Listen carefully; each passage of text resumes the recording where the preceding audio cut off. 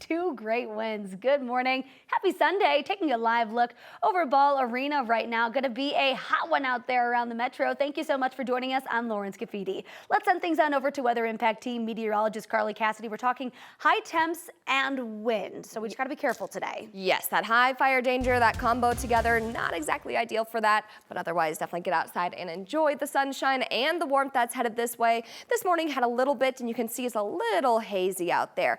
Definitely not as much of that fog like we talked about yesterday or saw across the area, but some very isolated here, mainly off towards the north, have those foggy conditions to start things off.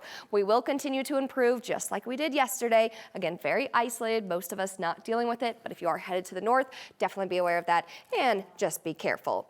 On satellite radar, also hard to see, but just that fog here off towards the north. Otherwise, plenty of sunshine, some cloud cover to the west, and we will bring in some of those clouds by the afternoon and evening. This morning, headed out the door, not too bad for some of us. Already 58 degrees across the metro, fairly mild, but to the west in the 30s still, so grab that extra layer. Then for this afternoon, here comes the warmth. Great day to get outside as far as temperatures, nice and warm, but that wind, that is going to pick up. So for your headlines, the warm, the wind, there's that high fire danger. We'll talk more about that red flag warning and then also our storm chance for this upcoming week coming up on my full forecast. Thank you so much, Carly.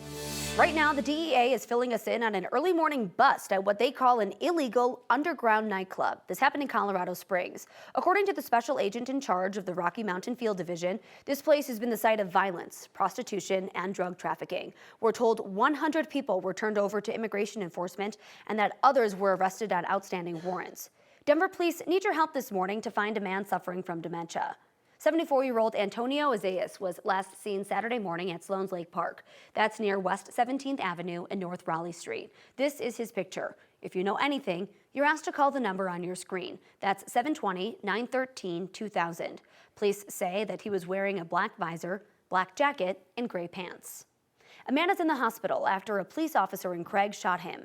It happened yesterday, just before 9 o'clock in the morning. Craig police say that officers got a report of a man with a gun. When they got there, the man was actively showing that gun. It's not clear what happened next, but it ended in a shootout. The man got hit and went to the hospital. No officers were injured. The officer who shot him is now on paid administrative leave, which is just protocol.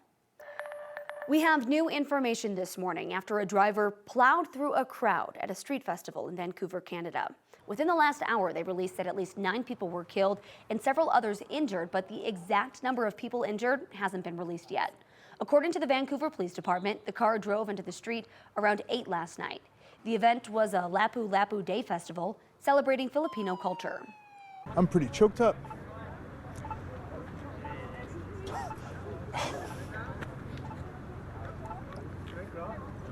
I don't even know what to say. This was a great day. Wonderful event. Huge community event. And to have it end in tragedy like this, it won't break us or the community, but it's horrible. Police confirmed a 30-year-old man was arrested at the scene last night after bystanders initially grabbed him. The police department says it does not believe that the incident was an act of terrorism. 2 wildfires have scorched more than 2,700 acres in Pennsylvania. Fire crews say yesterday's weather conditions have helped them make progress in containing the fires. Some neighbors were forced to evacuate, but as of this morning, more than 80% of those people under evacuation orders have been allowed back home. Crews in New Jersey are battling their own wildfire in the Pine Barrens, which is 50% contained. And new this morning, police have arrested the man that they believe started the whole thing. A 19-year-old has been charged with arson. Investigators say he started the fire by burning wood pallets. More than 15,000 acres have been burned. Back here in Colorado, a new satellite company specializing in wildfire detection has just set up shop in Denver.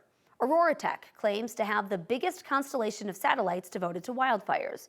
Those satellites gather thermal imaging data, detecting unusual heat patterns and using artificial intelligence to predict how big a threat of a fire could be. The company says it chose Colorado because of the state's wildfire management programs and the big aerospace industry in the Front Range. It already landed a contract with Larimer County for its wildfire solution program.